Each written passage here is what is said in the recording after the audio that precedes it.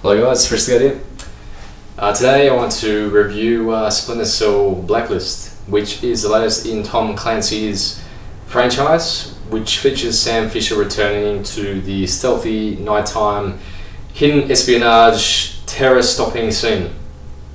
Now just a caveat that this review, I guess won't really contain that many spoilers because I'm actually continuing to play this game. I actually haven't finished it. But regardless, I thought, you know what, getting these reviews out sort of later rather than sooner, sometimes it's crap because people just don't really, not really going to watch these reviews at all. So I thought, fuck it, I'll just put out the review now as a sort of in the middle of playing it because I think that, I got the essence of the game down pat, and I'll make this just a brief sort of commentary on it. So I think last game was Splinter Cell, it wasn't Double Agent, it was the one where you're in Washington, and it was where you sort of felt like half Batman, half Sam Fisher. So a little bit different, that you felt like you could just push a button, like just glide on wings or something like that. So they definitely changed the gameplay elements on the previous title, and this title is no exception. But I think that like I mentioned in the Last of Us review, and I guess any game for that matter. Any game which makes it very easy for you to do cool shit, I guess that's what's going to happen in GTA 5 next week. It's fun. I mean, that's why we play games. We play games because we want to do stuff that we never can really do in real life, or chances of that actually happening in real life are very slim. And I think that it's interesting to have this interactivity with video games which you can't get really anywhere else. So that's why I play games. Play games that are fun, and this game, much like I guess even more so than the last one in the series, makes it very cool to do cool shit. And this is really something that I think the developers here, they have a lot of throwbacks to the previous Splinter Cell titles. And you know what? There is something to be said for just sneaking around in the dark without anyone knowing you're there. Like you're gonna rob someone and they're just killing these guys left, right, and center. And of course, it's all about the gadgets. I mean, putting this little flying robot machine to zap guys, dealing with dogs, shooting out lights to be the Batman of the night, I guess in a sense. But ultimately to stop these terrorist attacks. And I think that because I was a fan of 24, I really knew I was going to like this title, and I'm enjoying it very much. And I'm also very surprised that the multiplayer modes are something which I'm enjoying a lot as well. I think with was it Double Agent? I think it was, or maybe the previous title, which name escapes me. But the one where you had you had to verse sort of like if you were the spy, you had like limited sort of options multiplayer wise, and if you were like a mercenary or whatever, you could shoot them. And basically, the multiplayer mode is much improved. I think that it's fun to play. I haven't played the Spy versus Mercs one, which I think might be similar to that gameplay mode I just mentioned.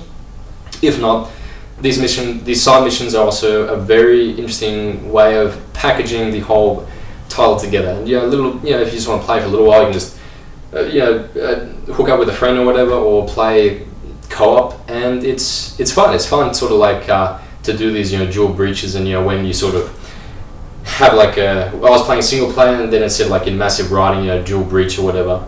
And I'm like, damn, if I actually played online, this mission might be easier. So it's a good incentive to get online and stuff. And as long as you don't have lag issues or anything like that, just going in there and just there's something really cool just about putting that charge on or whatever, or opening that door and just seeing the two of you just going like this, and just wondering what else is going to happen. That is really fun, and that's ultimately I think why we play video games. So the multiplayer mode has been fun. These extra missions are really good value for money, so I'm definitely finding it hard to find the time to play this title, but I'm trying to play it quickly before bloody GTA 5 comes out next week, of course.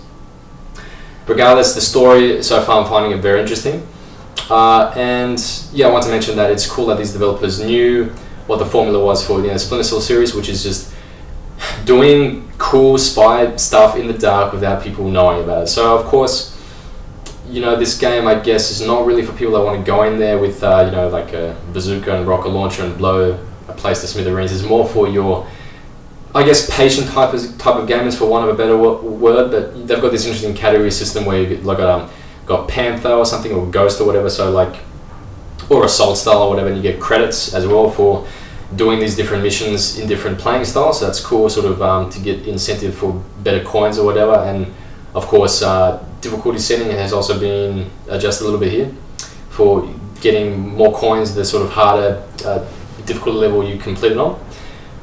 And I really sort of appreciate the whole, there's no other way to put it, like a Mass Effect interactive main launching pad of the ship where you actually launch your missions from. And these developers have done a really good game of making this game realistic insofar that in between missions they have put a lot of detail into this ship. What's it called? The Panther or something?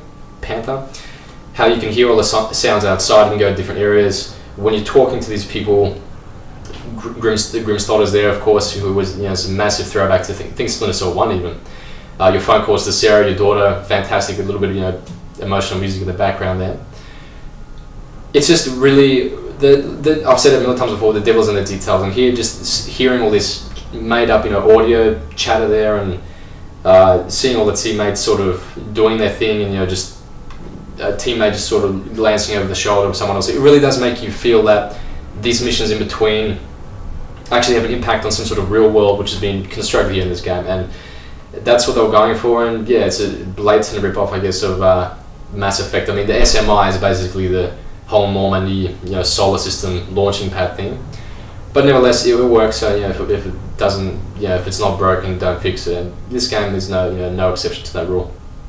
Yeah, and finally the storytelling. Okay, the graphics. Some say the graphics could be better. I'm fine with the graphics. I'm fine with the storyline, which is what I'll finish up here with. You know, this whole Blacklist thing, where it's got like a countdown to, you know, the next Blacklist attack. So far, I'm loving these main things. There's even got a little bit of action in there, you know, for these other fans, you know, who want a little bit of action towards the end. I love any game where you're sort of like running very quickly and all this crap is sort of happening around you. That's, I guess, why I really like the Uncharted series.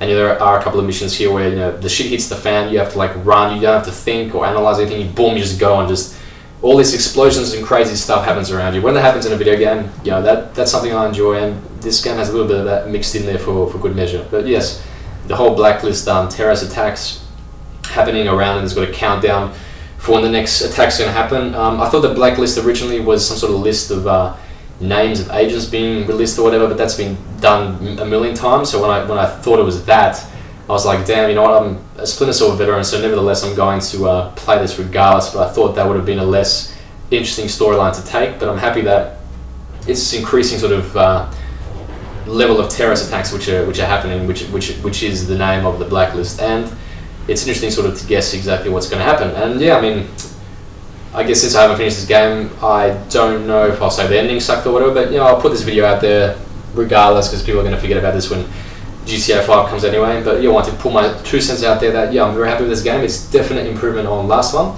and they're definitely taking into consideration previous Splinter Cell titles. Multiplayer is great.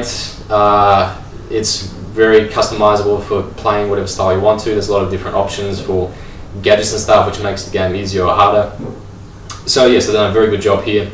Yeah, I'd give it probably like a 7.5 to 8 out of 10. You know, 9s and 10s, I'm going to say those for the games that really impressed me. Yeah, I mean, I'm probably, you know, preaching to, you know, God here, but basically, yeah, if you like Splinter Cell, you have to get this game, and you probably already played it already. But nevertheless, yes, that's what I enjoyed about Splinter Cell. Basically, it's doing what it's always done best, which is making sure you're not seeing the dark and doing all this cool stuff, and much like 24, stopping terrorist attacks from happening, which is always a good thing. Alright, that's it. Goodbye, everyone. GTA 5 next week, of course. Goodbye.